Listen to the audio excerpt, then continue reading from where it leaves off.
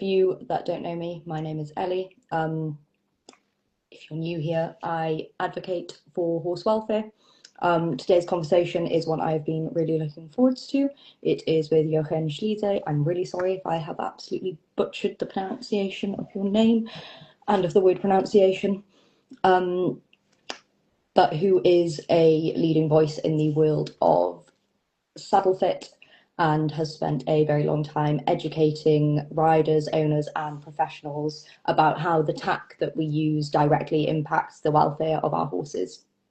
And as well as that, as well as their behaviour and their long-term soundness. So we're going to dive into what correct saddle fit really looks like, how ill-fitting tack can show up as behavioural issues, the physical consequences of poor saddle fit, and we will also be talking about how often saddle fit should realistically be assessed. Hey. Oh, there we go. I was panicking then, could you tell? Yes, I could. Ellie, how are you? I'm very well, thank you. How are you?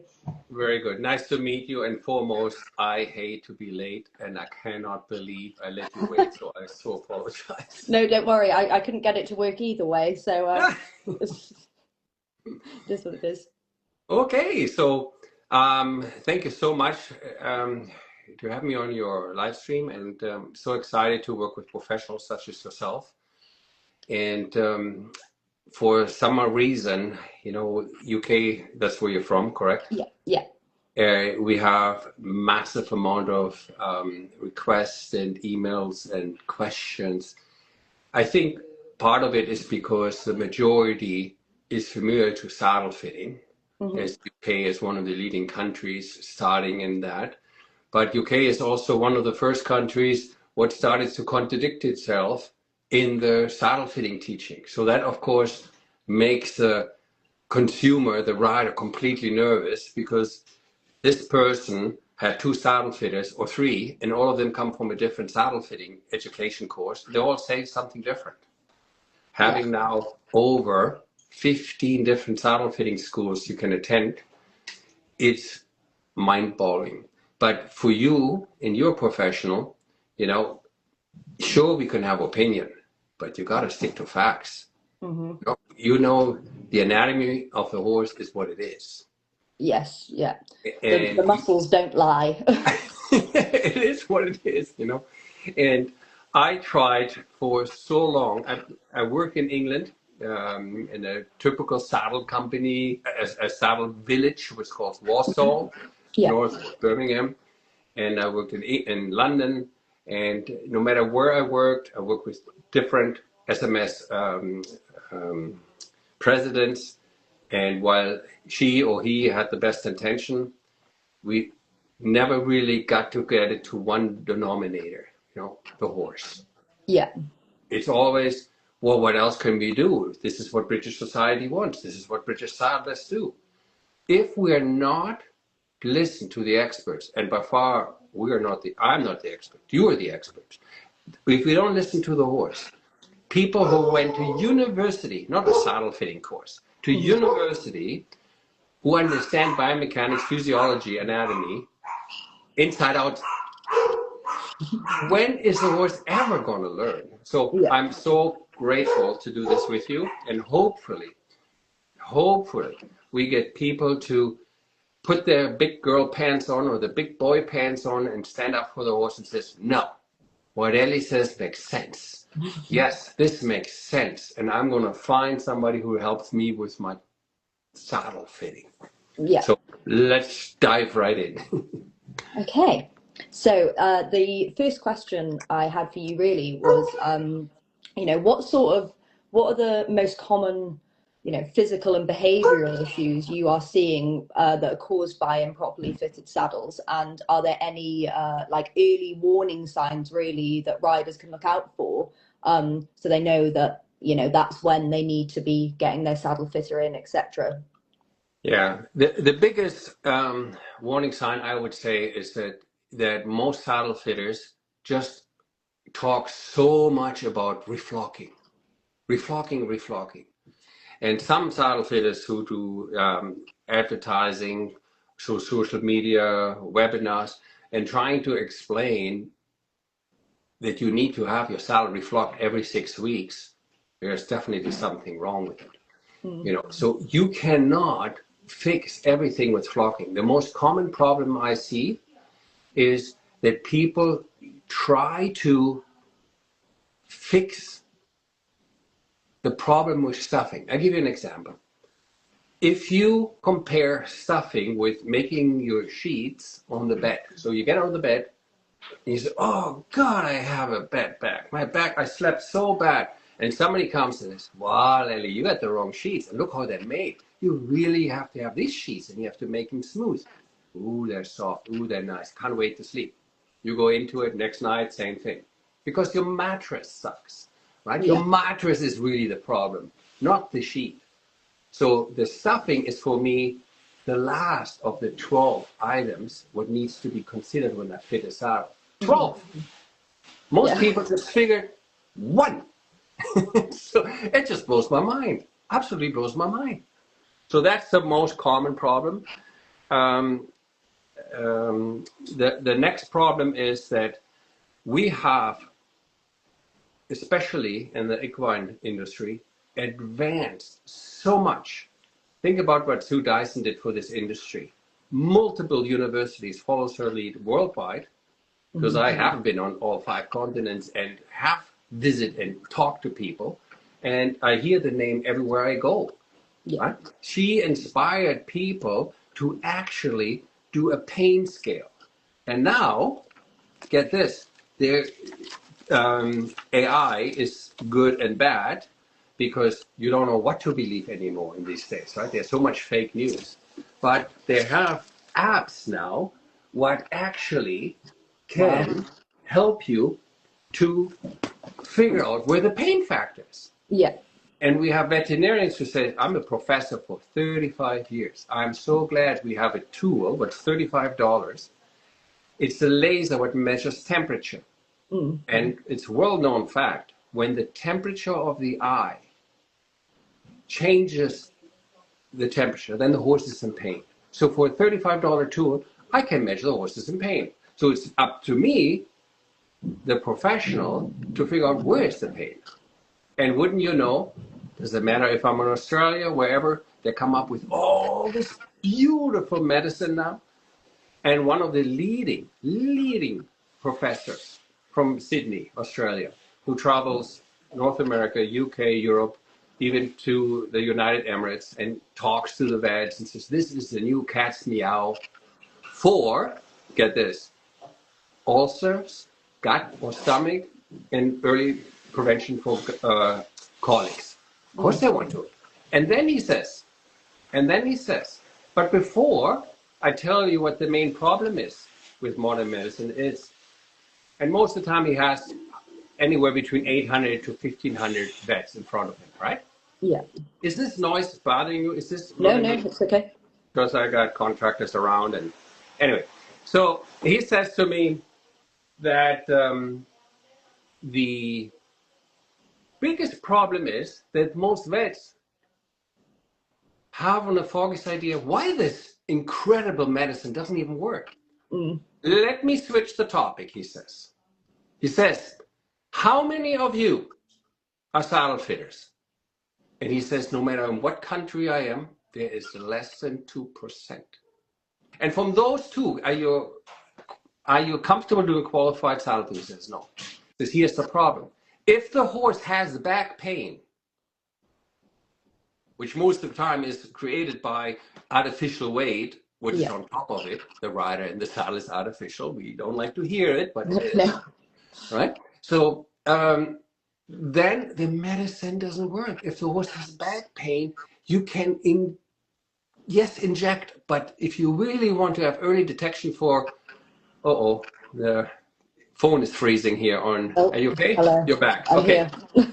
So if you really want early detection, or you want to have a horse stopping to have colics and get rid of these ulcers, you got to look after the back pain.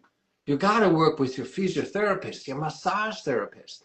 And then you guys come in and says, I really enjoy my work because I can relieve the pain. But when I drive out of the driveway and I see on the back mirror, oh no, I told her not to put that saddle on and she puts that saddle back on, she undoes everything you just did. But she says to you, you know, Ellie, I had to have a saddle fitter. And you go, doesn't matter what degrees they have from what school. The fact is the back is sore. Yeah. So here comes the biggest misconception when it comes to adjustable saddles. Let me start off with a saddle, what changed from the medieval times into a working saddle. We call it a Western saddle. Mm-hmm. Okay, let me show you this. So I just cut the tree in half to make it easier to demonstrate. Yeah. On a typical Western saddle, they have wider bars. The medieval saddles had the bars narrow in the front, really wide in the middle, and then narrow in the back. I'll show you in a minute. Mm-hmm. What I want to show you is every single army saddle, packing saddle, or Western saddle, the rider has the choice of, this is called the fork or swell.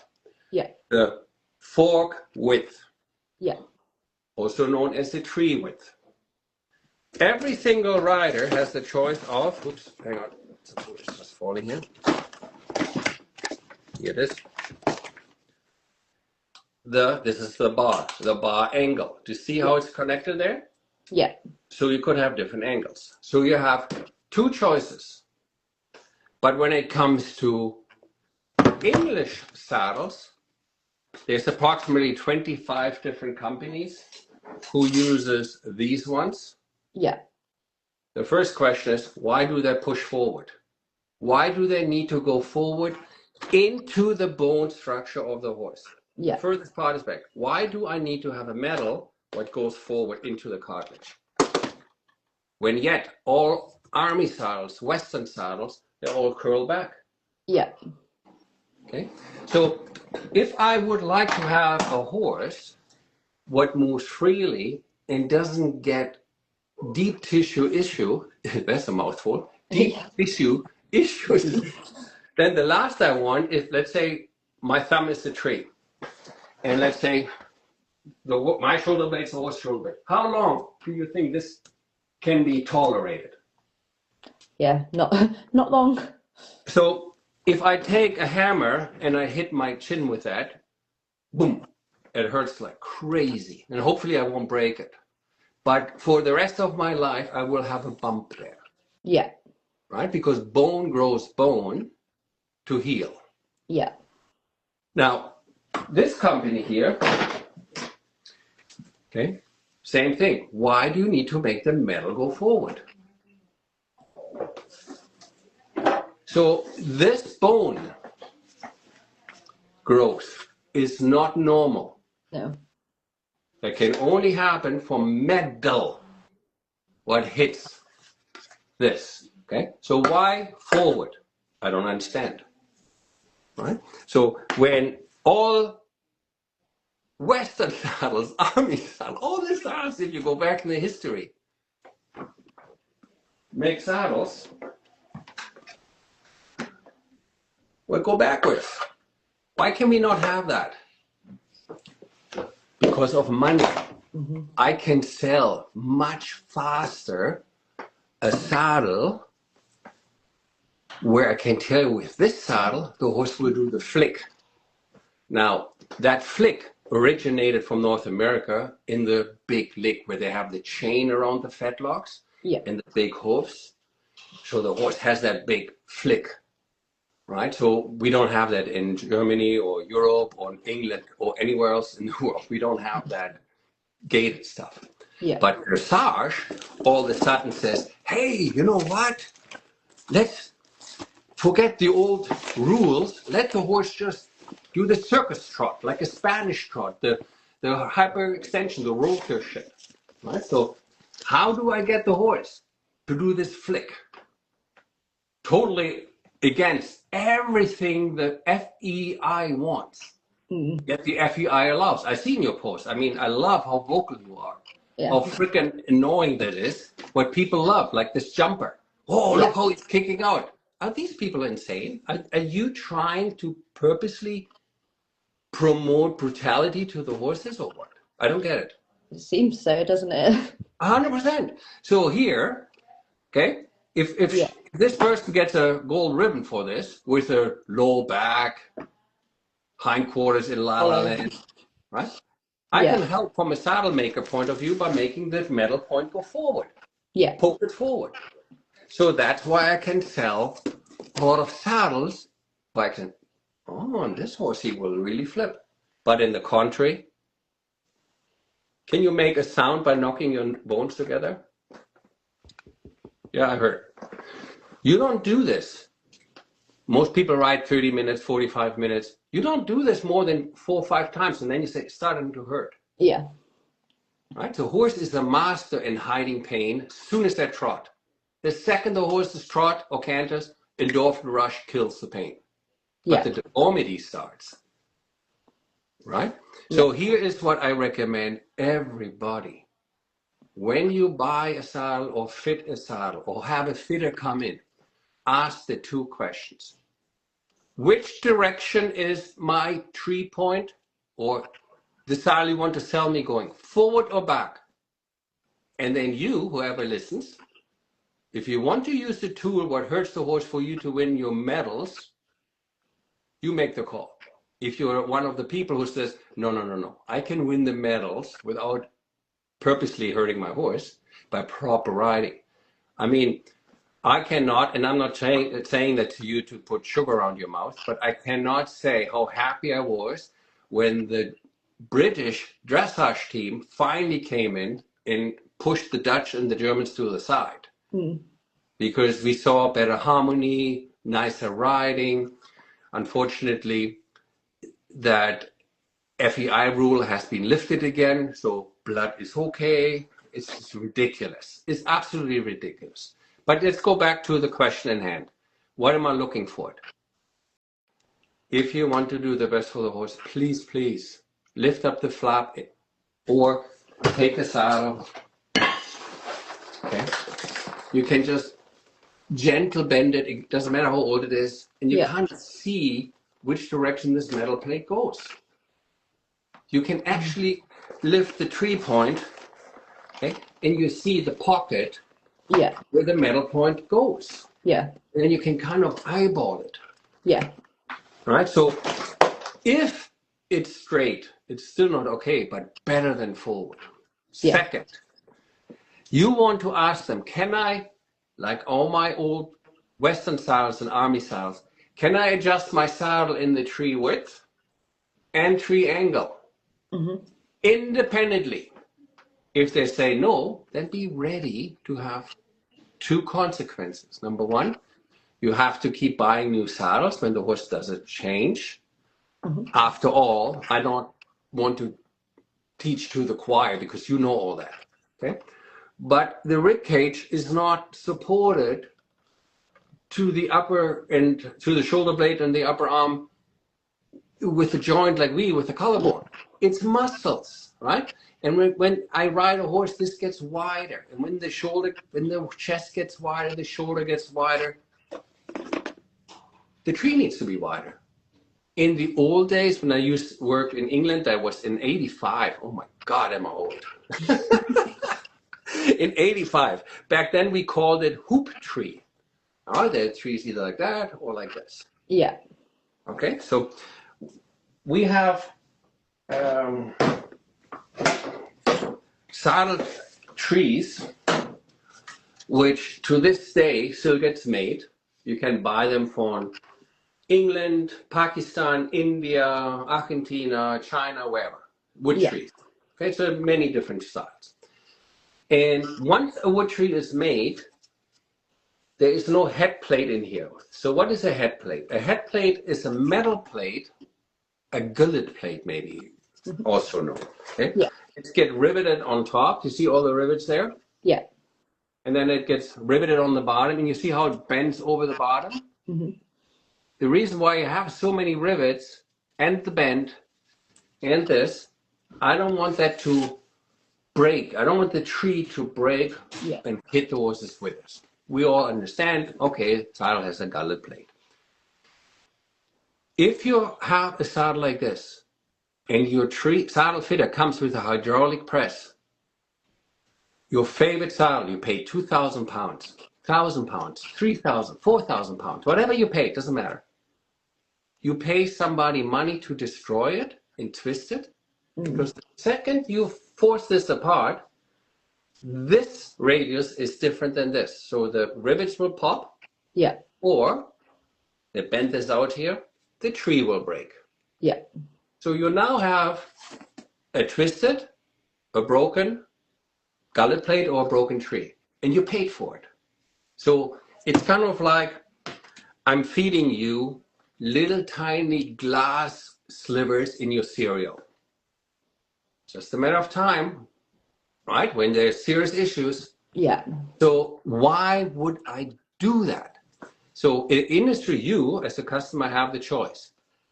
Buy disposable saddles or non-disposable saddles. So disposable saddles are like this. Okay. Plastic trees, carbon fiber trees, or wood trees. Why? Because you can't change it. So when your measurement, your saddle fitter did, your body worker did, your veterinarian did, your friend, everybody says, that tree is too narrow. This way, not this way. That's the angle. Yeah. You did such a good job. Look at the nice neck he got. Look how wide he got in the chest. Stuffing is the worst thing you can do. Yeah. You're But adding more. let me sell you a new bed sheet because I put new stuffing in, right? And then you think you did something good. Oh my God, such a nuisance.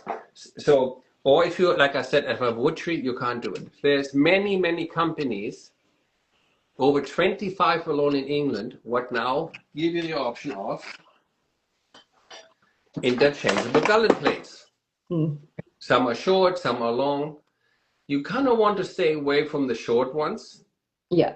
where it goes forward because you are hitting the bladder meridian point 13. Big deal. So what? I hit the bladder meridian point 13. I can stuff it. Okay, let's have a look.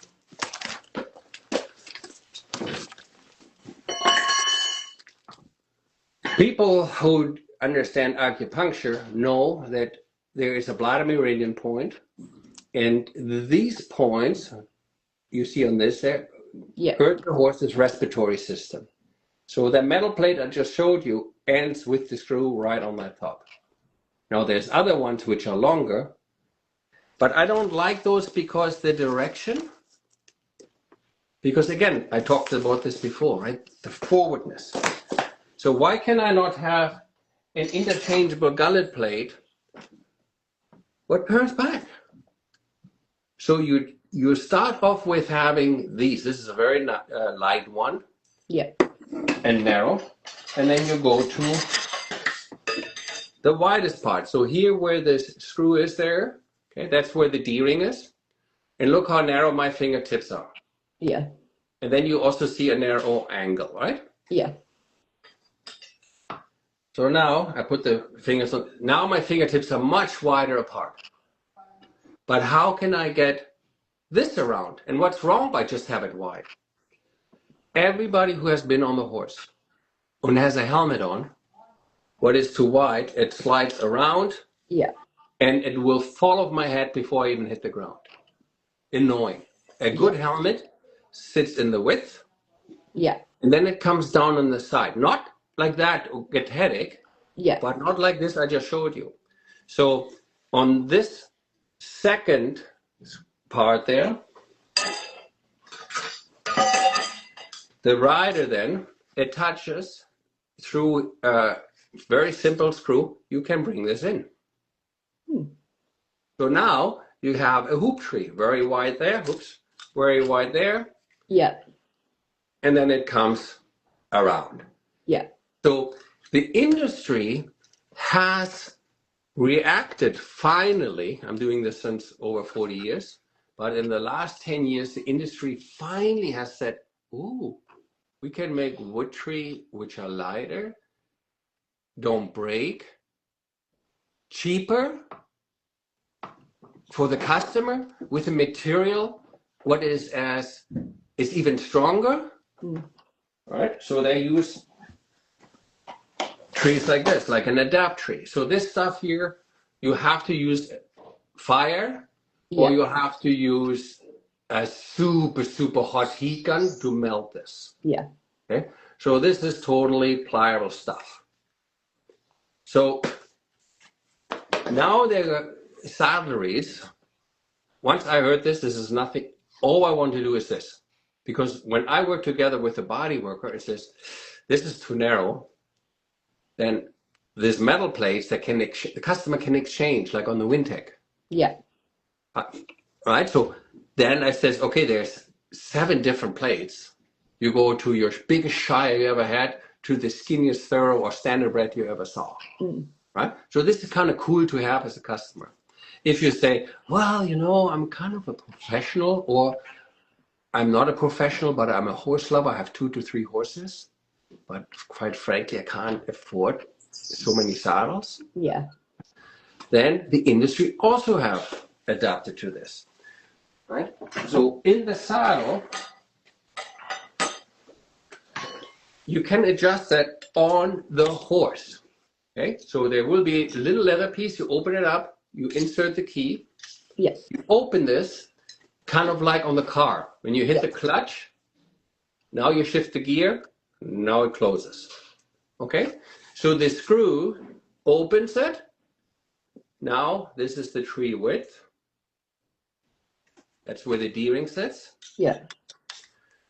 So, and rather than to have that thing sticking away from my head and sliding around, right, kind of like that, I can go ahead and have the sides do the same. Look, and you do this on the horse, right? And then you can adjust or move it out, whatever it is. Yeah.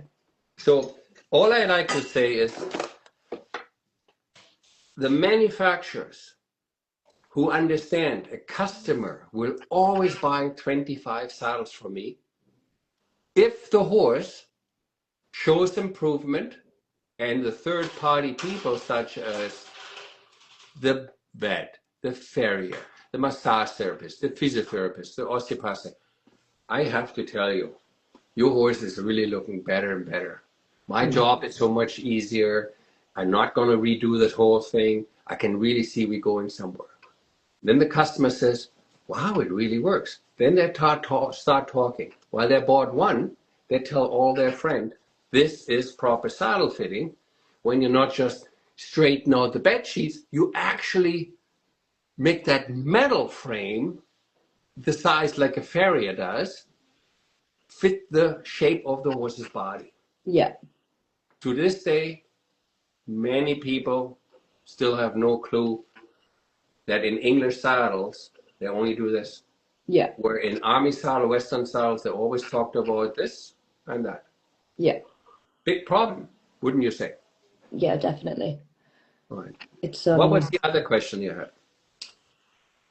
so obviously poor saddle fit can have a really negative effect on the horse's body. So are there any ways, you can notice that when the horse isn't obviously resisting? I know a lot of people will only go to the saddle fitter. A lot of people don't really see physios or body workers, but they'll only go to the saddle fitter when the horse is, overtly bucking or napping, that kind of behavior. Is there anything, you can say to people to encourage them to go to their saddle fitters before it gets to that point? Yeah. So I also do a lot of education, right? And we have a lot of people who help to sell our saddles. Yeah. And I say to them, to walk away gets you more saddle sales or clients referral than trying to do something with a new saddle or saddle fitting. Yeah. Sometimes it is not the saddle. Yeah. Sometimes it's an underlying issue. A very good saddle fitter understands that the horse is an athlete, like a soccer player, like Mm. a hockey player, football player. You know, there's a lot of stress on the body, right? So we all have a group of people together. Because if I say to you, oh, the sign that the saddle is not fitting is this, then okay, I fit my saddle, and the sign is still there, right? Yeah. So first, try to identify if this behavior is with or without the saddle. What Yeah. I like to do is the following. I like to say to the people, once in a while, it takes you literally 10 minutes. Put the horse on the halter or on the bridle, have a friend videotape it, Yeah. then launch the horse and walk, trot, canter, each direction once, without anything. Yeah. Videotape this, and then put the saddle on the mounting block you ride off, look at the tail, look at the eyes, the ears, they don't lie. Mm. And if the horse doesn't have saliva, a little bit of drooling in the second circle, he's tight. He Yeah. doesn't chew, right? So if it's an underlying issue where I need a physio massage therapist, a body worker, I can see already on the lunch line, he looks stiff, right? He doesn't Mm. look normal, right? So at least I know it's not the saddle because there's no saddle. Yeah. So let's go with this, what you asked me. Let's say it's all okay and the horse looked after the physiotherapist and the feet are great, right? So now I have a baseline. The baseline is my video. Look how lovely look, he stepped over that much in the walk. In the saddle, he's that much too short. Yeah. The trot, he trots like a sewing machine. On the lunge line, he was floating. Then people say, oh, he's stiff. Give me a minute. Are you joking? Do you think the mare in the wild says to the lion, excuse me, lion, I have to stretch? They can Yeah. always go from one to the next, right? So besides, you already launched the horse. Yeah. A walk is the best sign to see if there's an issue because they don't have that endorphin rush. Yeah. Look at the eyes. Sue Dyson have done a phenomenal job. If you don't know what to look for, look up the ethogram. It's easy available. Look at the ears, the mouth. Then I look at the tail. Is it clinched? Is it up? Is it swinging? Look at the footfall. If people say to me, I got to warm him up.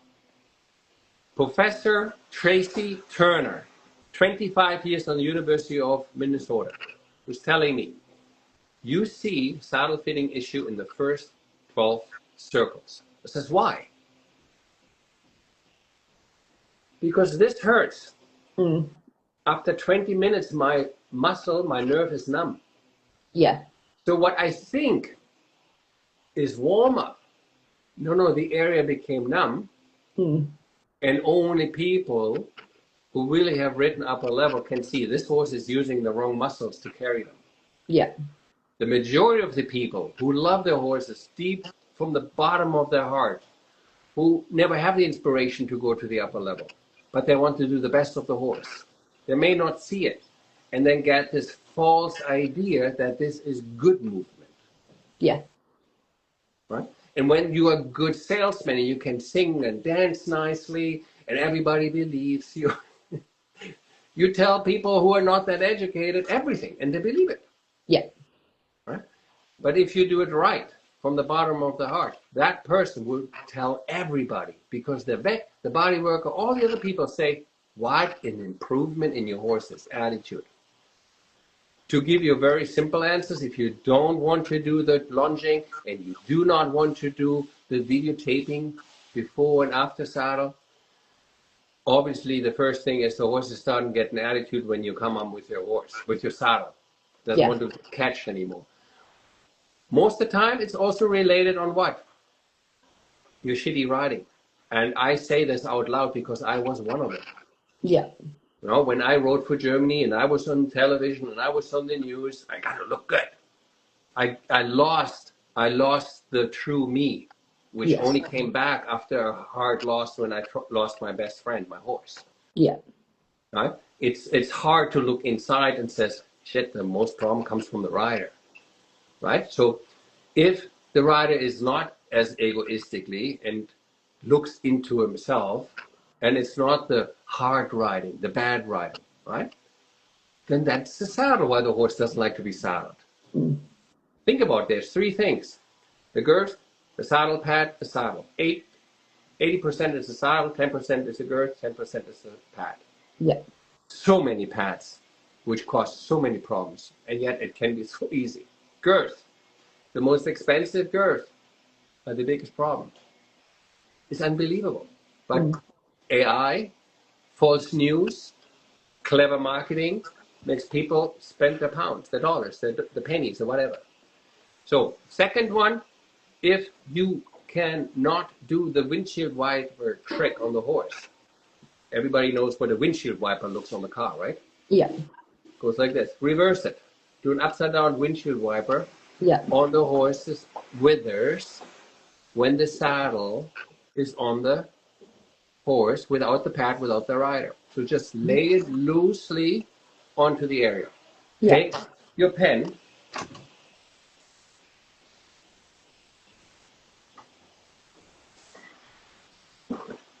Okay, so this is the saddle. You put your pen on the withers, and then Yeah. you go like this. Okay? You want that saddle loosely, the pen to slide from here to here, loosely through it. Yeah. By the time you have the girth on and the saddle pad and you sit on, watch my thumb distance. It's much wider, right? Yeah. But the saddle will bed into the muscles. Yeah. Right? It will go into the tissues. So that saddle will become smaller. And since 35 million years, where does the stallion fight the other stallion for the herd? They go first for the leg, Mm-hmm. where the nerves are, to bring the horse down. And once he's Yeah. down, he bites him here. Yeah. Now he won the fight for the herd. The other stallion gives up. What does it do when he has the herd? He bites the mare here. Why does he bite here? Because that nerve travels down. The mare will not go forward, will do a hollow back, pelvis opens, and the horse can be bred. Now, this is in their brain, in their DNA since 35 million years. If your saddle does not pass the windshield wiper test, Yeah. you need to ride for 20 minutes to take that pinching of the withers away. Analogy: bears, kids, cats. Everybody's seen it with a kitty cat. If you take a little kitty cat by the scruff, it's Mm-hmm. numb. Everybody would get upset if you lift up this kitty cat, okay, and oh, look at the kitty, and you take a pen. Come on, kitty, move. Yeah. Everybody would get upset. But that's what people do with the horses Yeah. if you don't pass the pencil trick. Now, all what I've just showed you, I'm rambling on and I'm very passionate about it, is I would love with you, because you're an expert, and you can, well, you're definitely doing it from the horse's point of view, because there's a lot of saddle fitting from the manufacturer or from the fitter view. But how many people really talk about the saddle fitting from the horse's point of view? Yeah. It's you, because you know your treatment is useless if you don't look at the horse first. Yeah. Yeah, if you do, oh, I can do 12 horses instead of 10 horses, I just do a little fluff here and fluff there, and I go faster through it. You don't stay in business long, right? No. So if you and I could teach people the simplest of simplest ideas. For example, we know that the maturity timeline of a horse, when they're fully mature, is 6.5. But Yes. many horses go to the track at 1.5 years, 2 years they race, Yeah. right? And all this is still forming. And they only go one direction. Many horses here in North America, in Germany, and in England get bought or given away from the racetrack. Mm-hmm. Hunter jumper pleasure horses. So they're coming with a lot of inherited problems, Yes. right? So we have seen it over and over again. not just uneven muscles. I can train it. But as I said, when a bone hasn't even formed and calcified yet, we see a lot of horses with unevenness. And I spoke to Andrew, I forgot his last name. He was the vet for the for UK eventing team. He says, I see sometimes such a crooked horses, I should fail them. But they are actually sound. So Yeah. if the horse is not even, it doesn't necessarily mean, oh, he's bad. Right? So what do you think if you and I teach people to do what soldiers did forever? And what they did is mapping the horse. Mapping the horse is nothing else than to talk together with their saddle fitter once they know where these 14 points are. Yes. Okay, this is one of them we talked about earlier, the bladder meridian point. Yeah. This pink area is where the horse can carry a lot of weight. But boy, if you go in this area or in this is where the stallion bites, or the windshield wiper, that's where they go pen runs. Yeah. You know how many saddles in Western have the bars closer than 12 centimeter or 5 inches? None. None. You know how many saddles have channels what are smaller than 4 inches? 9 out of 10. Some are so small they fit a kitty cat. Yeah. So imagine this. We show them how to map their horse. Very simple. I use the same teaching technique what soldiers did, because a sergeant could not tell this entire army a saddle fitting course. They told them 5 key points. Yes. Imagine, this is my dream. My dream is that every rider has a driver license. In other words, knows where these 5 key points is. Now I have a good combination with my saddle fitters. Because I love my horse and I want to protect my horse. I don't want to go to a saddle fitting course, learn to stuff. But I know if the saddle slides around the belly, that's not good. Yeah. I know if I trot and the saddle hits me in the butt, I know that's not good. Saddle slides forward, I know that's not good. I know the basics, but I don't know what do I need to do other than the very clever question you asked. What are the signs? But what about before the signs come? Yeah. What are the key indicators? The key indicators I need to know. That gray stuff there is the kidney, which is attached to these, the 18th rib, first and second lumbar. Okay. So what do I need to know about that? How do I find it? And pictures like the ring of light. Everybody heard about it, maybe not. Muscles from the top, okay? And there as well. The hairline ends there. But if you look how the sunshine or the barn light shines, and if you stand in the neck, you look to the back, wow, I see it. And you never unsee it, the ring of lights. Yes. And once you know that, and you know where the end of the mane is, you have already identified 2 key points. So what if you and I do, to your time schedule, kind of a 30-minute, I know it's a little bit longer, but I feel bad I came so late. No, it's okay. A 30-minute live stream for your audience, so Yes. they learn how to map the horse. That's what it's called. Map the horse. Outline where the saddle, the girth, the patch should not touch. Yes. Would you be interested in that? Yeah, that sounds good to me. Okay. I'm sorry I went a little longer than normally. No. Normally it's 30 minutes.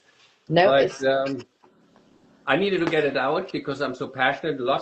Because of a lot of people from the UK call us.